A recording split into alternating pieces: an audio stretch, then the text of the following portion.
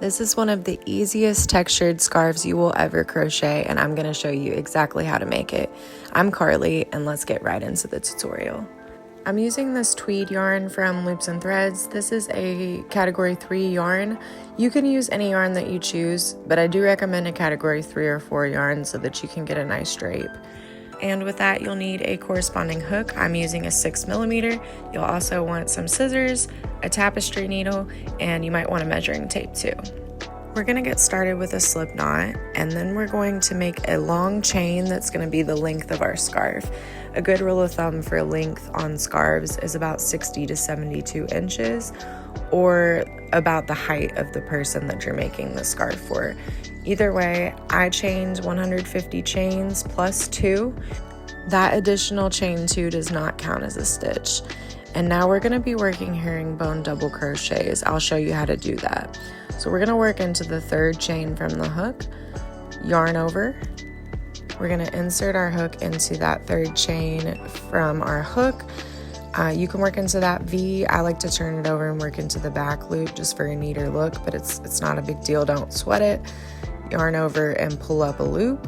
We're gonna slip that through that first loop on our hook, yarn over, pull through 1 loop, and yarn over, pull through the last 2 loops on your hook. And we're gonna work that in the next stitch too, and in each stitch across. So let me show you again.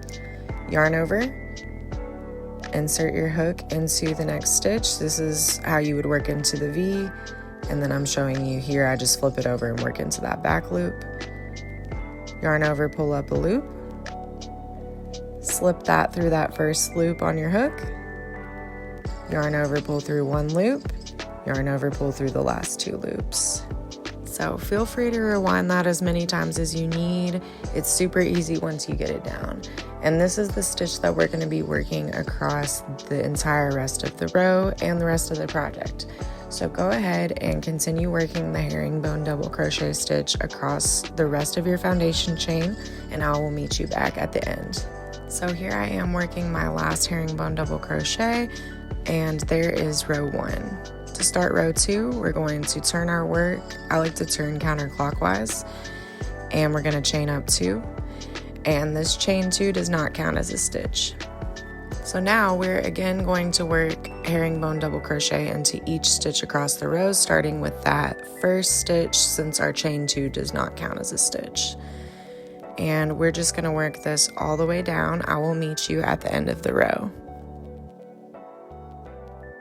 So here I am at the end of the row, and I'm about to work my last herringbone double crochet into the last stitch. That chain 2 does not count as a stitch, so we're not going to work into it. And we're just going to work that last stitch, and there is our row 2.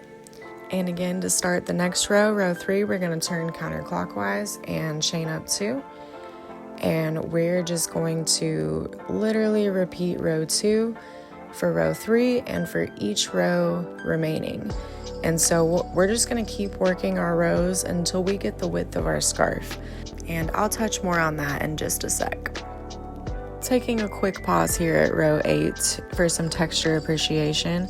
If you're finding this helpful, don't forget to hit the thumbs up button and subscribe for more crochet videos. So in total, I ended up with 16 rows, and that gave me about 8 inches of width for my scarf. You can do more or less rows for more or less width. Now to finish up, I'm just going to crochet a little border at the end. So I was working this way, now I'm going to turn my work this way, and I'm going to work across the end, so you don't even have to tie off yet. We're going to chain up 1, and I'm going to single crochet just as evenly as I can along this border for this first row. There's not exact stitches to work into, but you can kind of see what I'm doing here, just kind of crocheting as evenly as possible along here, kind of clean up this edge a little bit. I'll meet you at the end of this row. Alright, so I'm working my last single crochet into the last stitch, and there's our row 1 of our border. Now I'm going to turn my work counterclockwise, chain up 1, and we're just going to work a single crochet into each stitch across this row.